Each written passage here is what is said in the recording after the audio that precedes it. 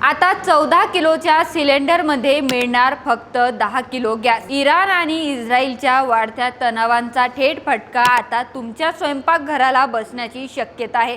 नेमकं घडतं काय तर हॉर्मुझची सामुद्रधुनीतून होणाऱ्या गॅसची वाहतूक युद्धामुळे ठप्प झाली। भारताला लागणाऱ्या एकूण गॅसपैकी तब्बल 90% पुरवठा हा आखाती देशातून होतो। मात्र ही पुरवठा साखळी विस्कळीत झाल्यामुळे देशातील LPG साठा वेगाने संपत चालला आहे। यावर उपाय म्हणून गॅस कंपन्या आता एक मोठा निर्णय घेण्याच्या तयारीत आहे।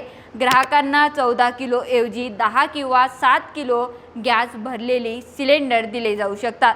विशेष म्हणजे ग्राहकाकडून फक्त कमी झालेल्या वजनाचेच पैसे घेतले जातील। इतकंच नाही तर 2 सिलेंडरमधील बुकिंगचे अंतर 25 वरून 30 दिवसांपर्यंत वाढवले जाण्याची शक्यता आहे। पुरवठा नियमित ठेवण्यासाठी सरकार हा पाऊल उचलू शकतो।